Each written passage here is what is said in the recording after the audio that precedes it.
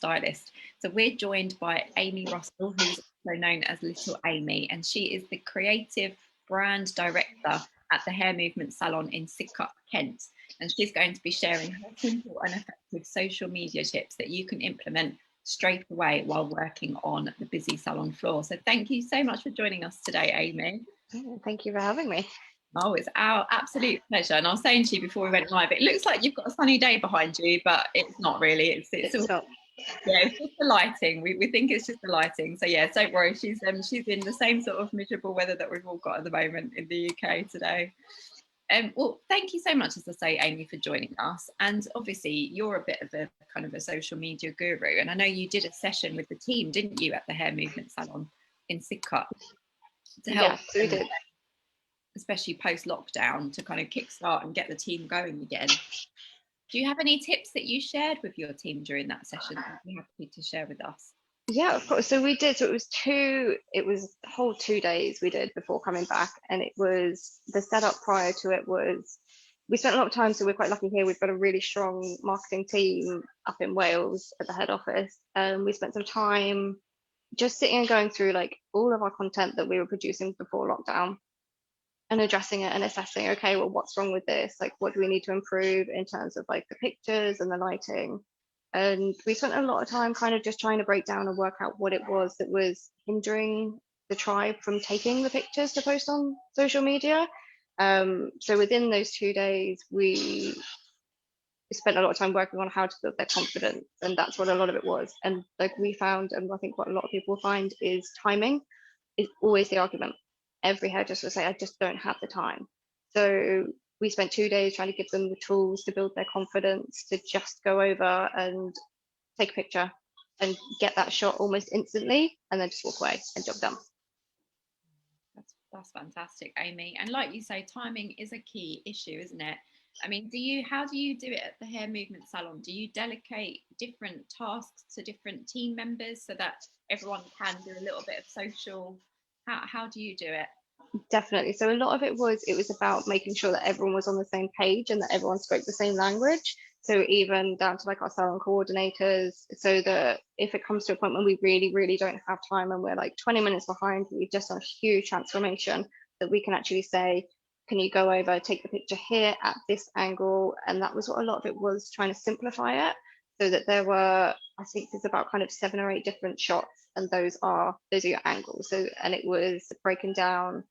Again, a lot of this was pulled from social media and going through and looking at images and saying that's a really good way that hair has been captured. So like, for example, Not Another Salon is obviously they're huge on social media, and you look at like how they dress long hair with that classic sort of, they split it behind the ear and over the shoulder, and just kind of addressing the issues like that, when the girls are saying, I really struggle shooting long hair because the ends sometimes don't look great. And it was just that dialogue of, okay, go over, do it here, do the splits. And within that as well, like setting up an area within the salon to shoot. So you've been to the salon, we are quite lucky. There's a lot of like really cool quirky little areas. Like we've got a moss wall, we've got these like exposed cement pillars that are really beautiful. But to begin with, we've just got everyone shooting in one place. And what we've actually done is it's over on the back wall. It's a white textured wall, which is really nice, but we've changed the lights up there. So it's a cool LED light as opposed to a warm LED light.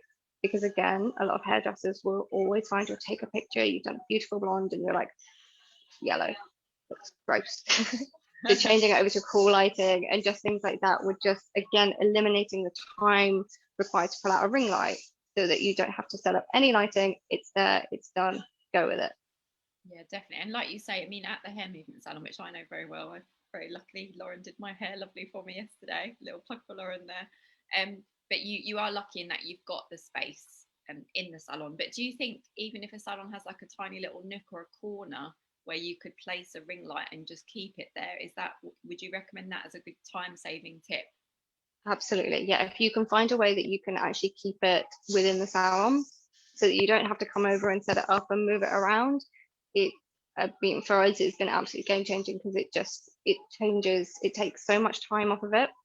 But also keeping that lighting in that one position, when it comes to people might hate me for saying it, but when it comes to editing the photos, because let's be real, they have to be edited, like your lighting is going to differ. So for us, not having a ring, like having something like a ring light that remains stationary and having lighting that remains stationary, you're not going to have that issue of, okay, there's too much glow here, or this photo is too overexposed here.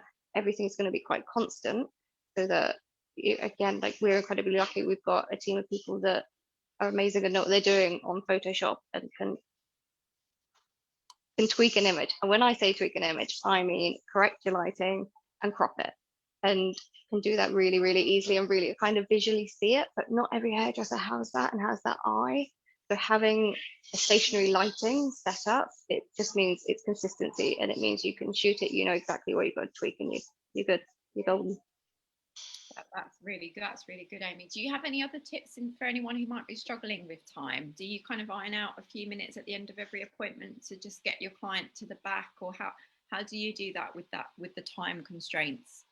That is always like a side argument, especially as a hairdresser, because your time is money, and that was something we kind of debated, was do we allow this additional time for taking the photo, but then it was like coming back post lockdown, it was, do we allow extra time for the additional cleaning we're going to have to do?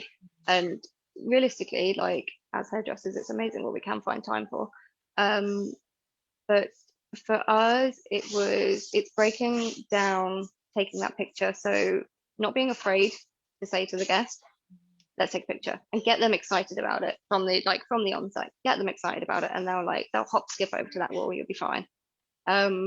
We went through kind of like your really, really basic kind of 4 steps to shooting. Is first thing you do is you pick up your phone and you clean the lens. So the worst thing that everyone, like, if you're in a rush and you don't clean that lens, you might have the most beautiful, like you might capture it beautifully, but there's a smear on the blooming lens. Clean your lens. So you just pick it up, wipe it on your t-shirt. Great tip. Turn up the brightness on the screen.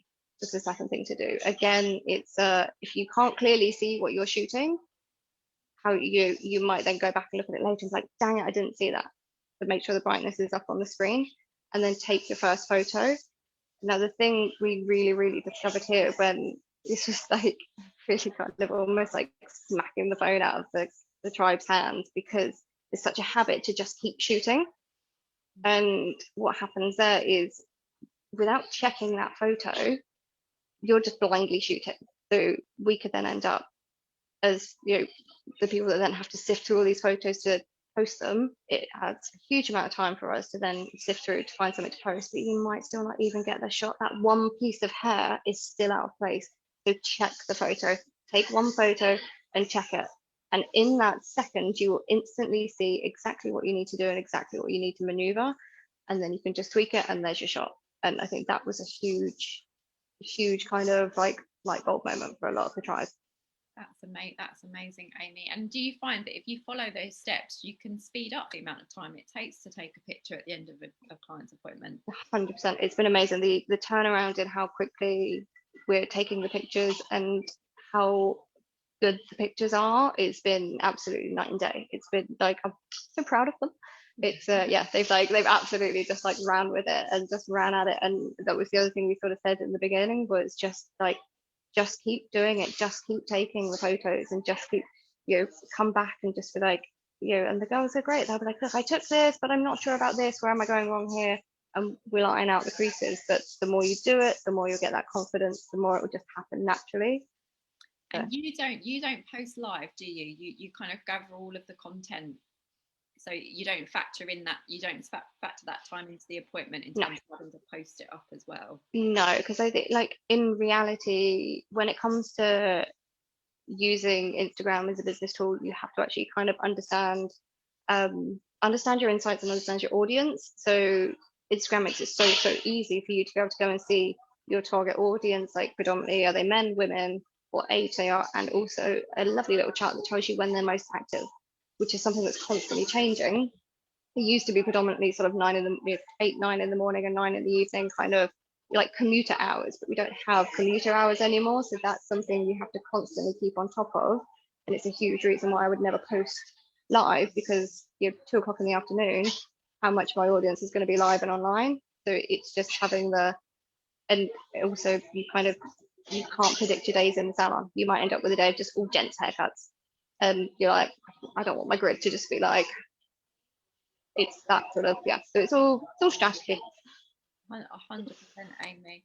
And do you, just as a simple point, just for anyone tuning in who maybe doesn't know this, but it is very simple. Obviously, if you have a salon, have a business Instagram account. Even as an individual, you can have a business Instagram account, can't you? And it just means you get those insights like you were talking about, times of the day when best to post. Yeah, I mean, it doesn't, yeah, it's, I say it doesn't actually require anything more. I think you just have to connect it to a Facebook account. But yeah, I think that's all it requires to do it as a business account. Or if you don't do that, you can also do the creator pages now, which I don't think require a Facebook account. So, and yeah, the creator account is very similar, still gives you all of the insights. So definitely worth doing. Do you use any other scheduling tools other than kind of Instagram insights just to get a vague idea of when's best to post? Do you guys have any preferences for? Generally, just take it from the source. Just use Instagram and trying not to sort of overcomplicate anything too much, really. But like even on Instagram, you can go in. There is a way of even seeing the response to certain hashtags as well now.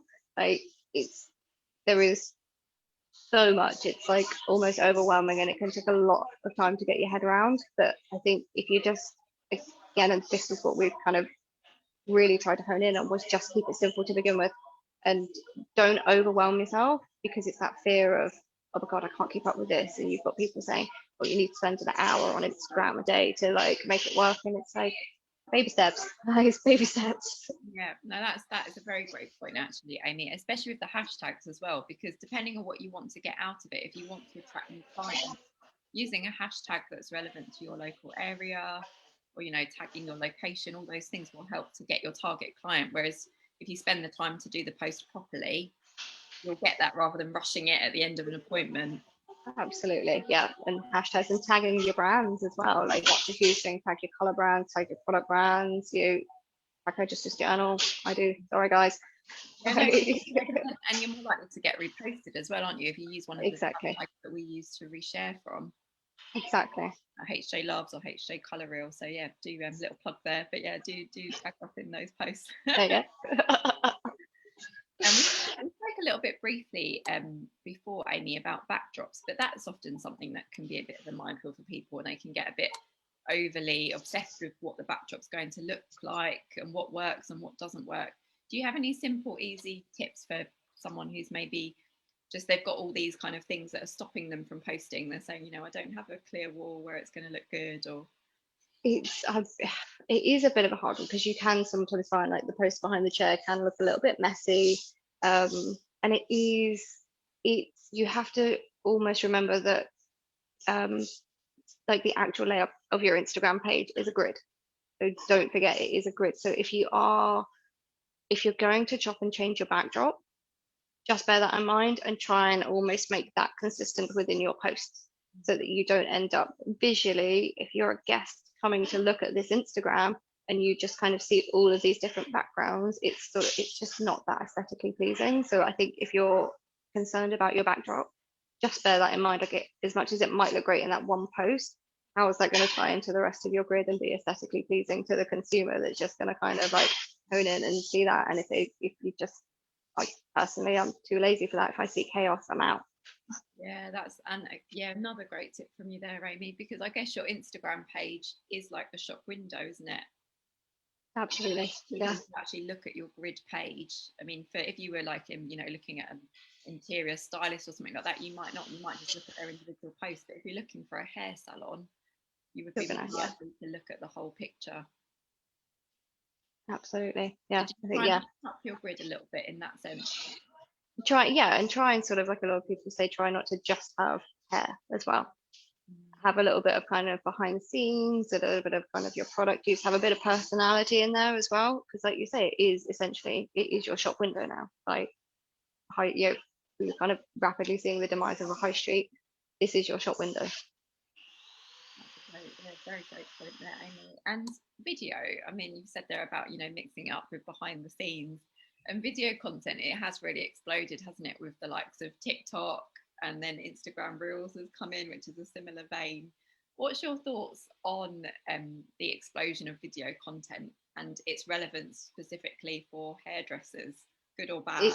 yeah, it's one of those, I have a love-hate relationship with it, but my hate relationship comes from, sort of Jack in digital marketing sending me a 30-second video and going be like, oh, can we do something like this? I'm like, yeah, but it'll probably take me about 5 hours.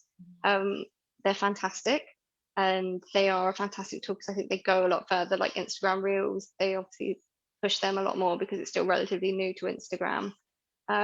In terms of like what we're seeing a lot more, is guests coming in and they've actually seen these Instagram reels of like, hair transformation and kind of, because they're a lot more in depth and they're a lot more honest than like a before and after picture because you see the process. I think it helps the consumer understand a lot more, like it helps our guests understand a lot more, like how much work goes into everything. And it helps them understand like what they want to come into the salon to have done. And it is that sort of, it's that post lockdown respect for hairdressers we're seeing a lot more of now. Like everyone suddenly realized how much they needed their hair doing. And with this kind of explosion of the TikTok and the reels and these huge transformations, a lot more people are kind of valuing and respecting our time.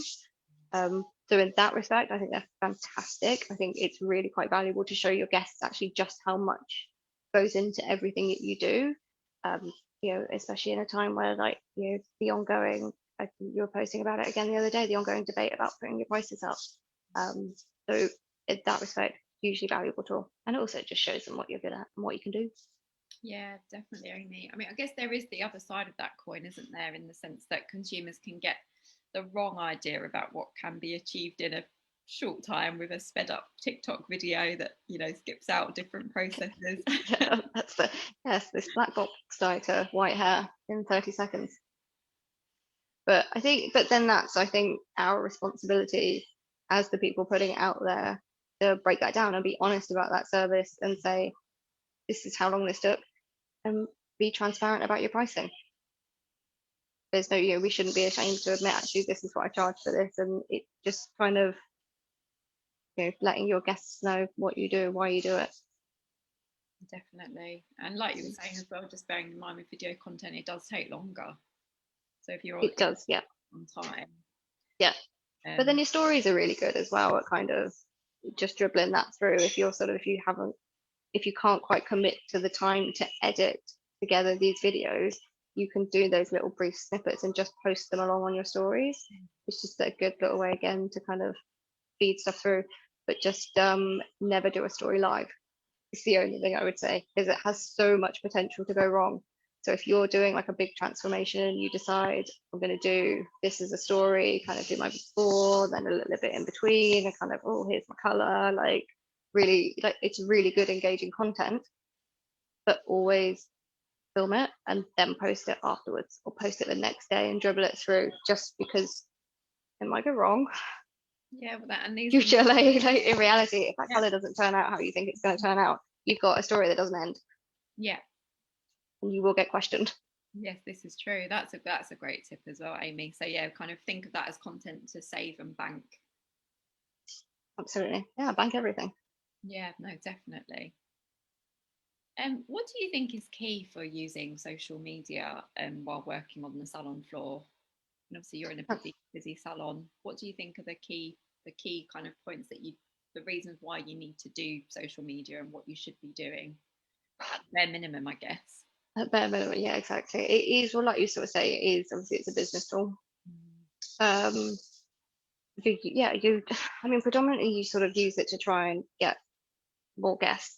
And a lot of what we said to the tribe when we were doing these couple of days, because we have a few members who like didn't even have Instagram or had never even posted a post on Instagram. To them, it was just like, what is the point of it? So the way we try to explain to them as stylists is that, what's in it for you is you reach a point in your career where you kind of go, well, actually, I don't want to do this anymore. I don't want to do long hair anymore, or I don't want to do gents hair anymore. And using Instagram as a tool to basically promote what you want to do it basically means that you're like, we're very lucky. We have a fantastic, like, we have a good job. Like, we're creative people and we get to have fun all day.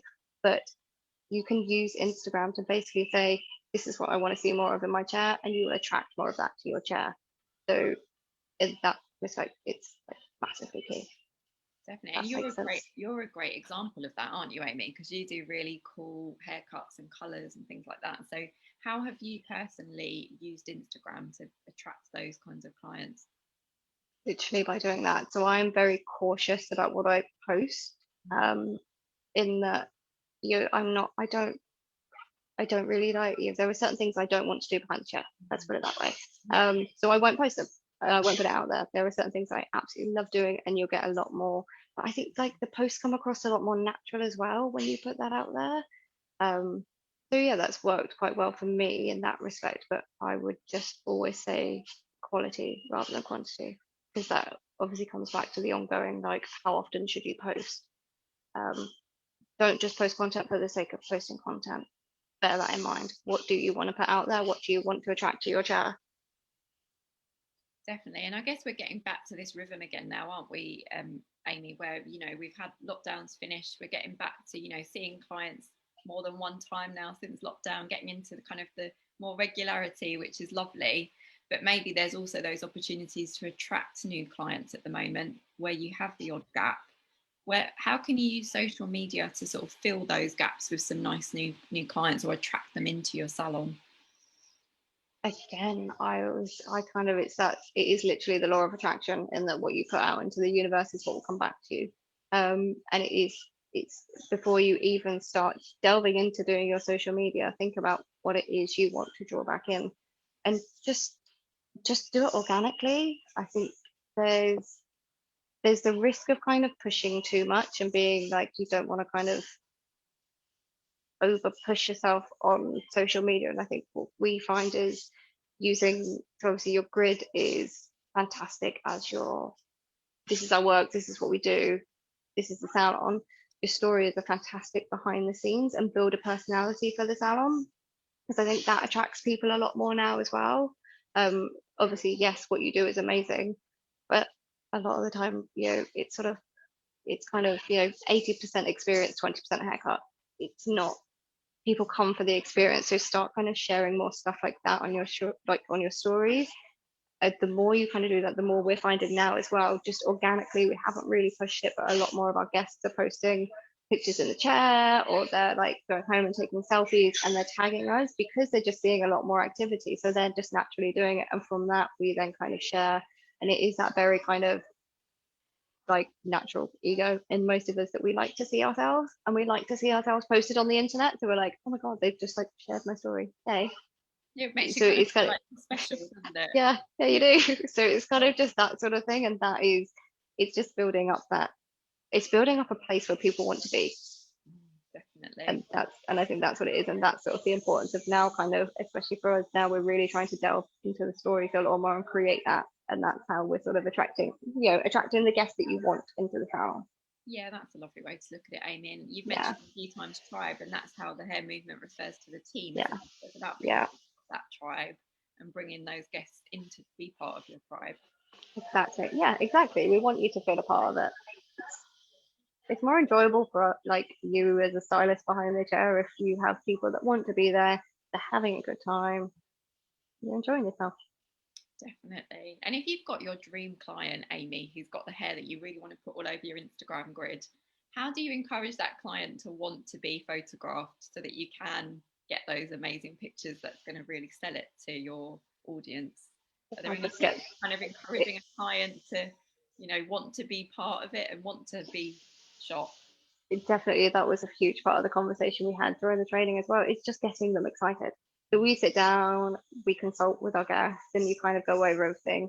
And generally, you're going to get excited as a stylist if you're like, oh my god, I'm dead excited to do this. Like, this is like, it's going to be really cool. It's going to be really fun. And just within that, it just naturally flows as we have to get some images, like we'll have to get some photos and stuff. And most of the time, you're kind of, it is like you get it, you get that feedback off of a guest, and they're getting really excited, and they're like, yeah, sure. And you could do anything to them in that moment. Like, they're so excited, just rile them up and they'll let you do anything. It's just that classic, like, I'm excited. But if you find you've got someone who is a bit withdrawn, I think like the mask situation is making life easier, because there was always the classic, I don't want my face in it. That's So the true. masks help with that. But if you do have someone who's like, actually, I just really don't want my face in the photo, that's fine. Just run with it. There are other ways, so you can get the back. You can kind of, if you've got long hair, you can do the classic kind of just look down to one shoulder and let that drape over, but just show them as well. Show them the pictures you're taking as you're taking them, and they'll kind of see, oh, okay, it's not so bad. And then, yeah, and like the other sort of thing we were saying, the more the whole tribe is doing it, the more comfortable it becomes. And you've seen it in the salon as well, but we're kind of back and forth to that wall. Yeah. And it's that weird kind of like, what's going on back there?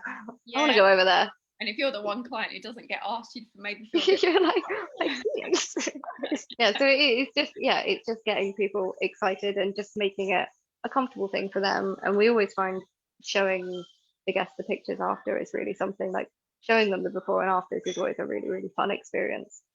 They love that. Do you mention it during the appointment, Amy, the kind of the taking the pictures, or do you wait to the very end and say, would you like to have your picture taken? Never wait until the end. Always start with it, and it's never really a question. That sounds awful. It's never a question. Yeah, no, that's good. That's good. So but it is, yeah. Progress. I think you have to kind of respect yourself and never apologize for what you need to do. And that is your portfolio, that is your career ultimately. Like, don't ever apologize for that. And that is the reason you're doing it. If anyone ever questions it, that is why you're doing it. So yeah, I would always say in any respect of anything you do behind the chair, never apologize, because you know what you're doing. Yeah, definitely. We've covered so much ground, Amy, in such a short space of time. But I have to ask you one more question. I think it is quite important. I mean, obviously, the hair movement salon, you have a phone, don't you, which has the work accounts on it. How do you, as a busy stylist and as the creative brand director, how do you get content that works both for your personal professional profiles as well as the salon's professional profiles, and how does that work? Do you kind of cross post? Do you mix it up a bit between the two? Because I guess, like you say, it's your portfolio as well as the salon's portfolio, isn't it? Yeah, it is. So the salon, the kind of salon phone that we all share is like, it's fantastic. So obviously it's got a great camera on it. That's why we have it. Again, it was part of a investment to make sure that everyone has the tools to do this like really quickly and efficiently.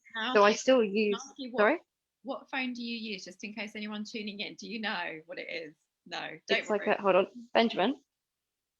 No, it's by the way. I think it's like the iPhone 11 or something. Okay, it's one of the bigger iPhones with a really it's one of the. It's a 12 Max. There we go. So the iPhone 12 Max is the Salon phone. So it's got a great camera on it. And it does actually have a really great camera in terms of like lighting and tone. When you take a picture, it's actually really good because it just adjusts everything just as you need it, so you don't end up with weird overexposure and you don't end up with any weird warmth or anything in there. So it definitely works. But yes, I do. I still go to that and use that just because it's so much better than mine.